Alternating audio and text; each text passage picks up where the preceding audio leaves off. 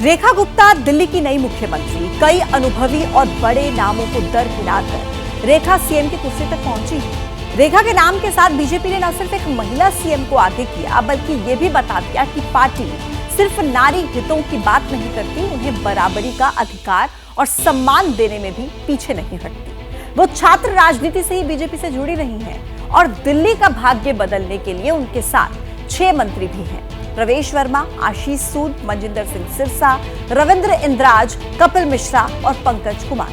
ये रेखा गुप्ता की टीम दिल्ली 6 है, जिसके हाथों में बीजेपी ने 26 साल के बाद मिली विरासत की कमान सौंप दी।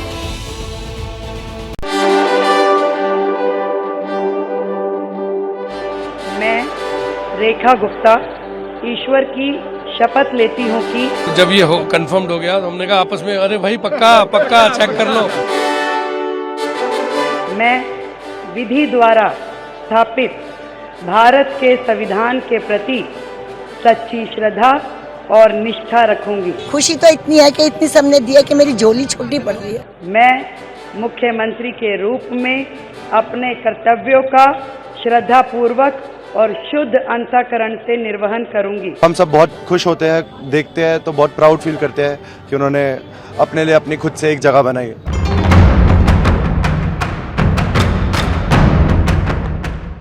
हमने तो सबने चुटकी बजा के चेक किया आपस में। बात ही कुछ ऐसी है कि चुटकी काटने पर भी परिवार को यकीन नहीं हो रहा था कि उनकी पत्नी, एक माँ और एक बहू रेखा गुप्ता दिल्ली की मुख्यमंत्री बन गई हैं। मुख्यमंत्री कार्यालय में मैंने चार्ज भी संभाल लिया है। खुशी तो इतनी है कि इतनी सबने दी है कि मेरी झोली छोटी पड़ रही है। खुशी इतनी बड़ी कि सास की झोली छोटी पड़ गई है। फलक को जिद है जहाँ पे बिजली गिराने की, हमें भी जिद है वहीं पे आशियां बनाने की।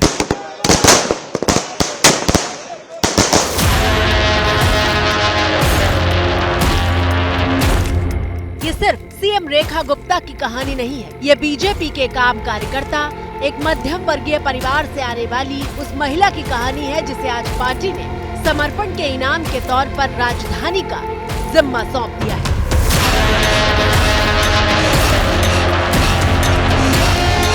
जीवन में कभी नहीं ऐसा सोचा था, और जब भी मैं सुनती थी बड़े नेताओं की कहानी और जब वो कहते थे कि साधारण पृष्ठभूमि से आज वो शीर्ष नेतृत्व तक पहुंचे हैं, तो मालूम नहीं था कि कैसा लगता है। दिल्ली की मुख्यमंत्री के रूप में जिम्मेदारी पा करके मैं समझ पा रही हूँ कि भारतीय जनता पार्टी में नरेंद्र मोदी जी हैं तो मुमकिन है।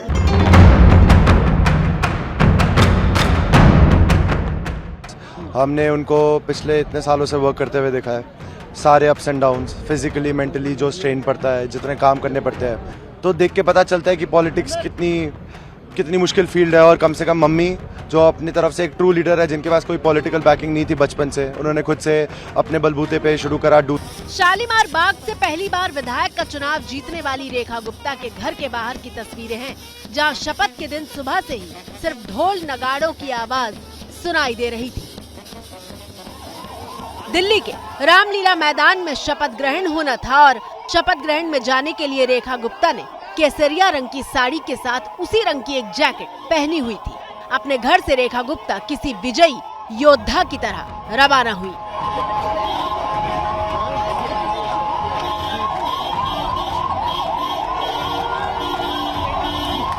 शपथ ग्रहण से पहले रेखा गुप्ता अपने परिवार के साथ दिल्ली में मरघट वाले हनुमान मंदिर पहुंची थी।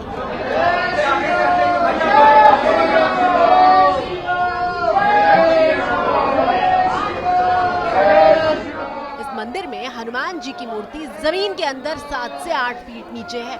मंदिर के सामने शमशान घाट है और इसीलिए इसे मरघट वाले बाबा का मंदिर कहा जाता है। बाबा की रामलीला मैदान के शपथ ग्रहण समारोह में बीजेपी शासित 21 राज्यों के सीएम और डिप्टी सीएम समेत दिल्ली के बड़े बड़े चेहरों के पहुंचने का सिलसिला शुरू हो चुका था और दिल्ली की सीएम बनने जा रही रेखा गुप्ता किसी को हाथ जोड़कर प्रणाम कर रही थीं, तो किसी से आशीष ले रही थीं।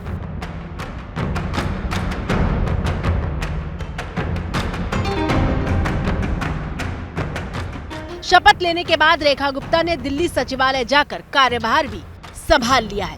भारत माता की हमारे शपथ ग्रहण कार्यक्रम के बाद हमने इस चार्ज को भी लिया है। देश की राजधानी दिल्ली के स्वर्णिम अध्याय को लिखने की जिम्मेदारी बीजेपी ने रेखा गुप्ता के कंधों पर डाली है।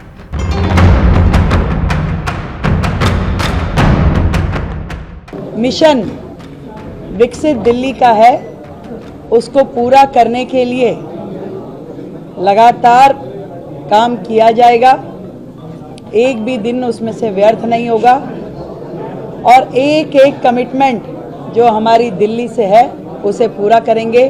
आप सबका स्वागत है। इससे पहले कभी आप इस कमरे में नहीं आए होंगे।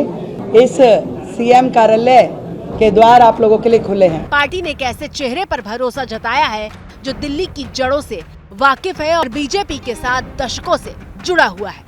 रेखा गुप्ता राष्ट्रीय स्वयंसेवक संघ और बीजेपी दोनों की भरोसेमंद मानी जाती हैं। रेखा गुप्ता जी दिल्ली की भाग्य रेखा बनेंगी, विकास की रेखा बनेंगी, यमुना जी के अविरल और निर्मलता की रेखा बनेंगी।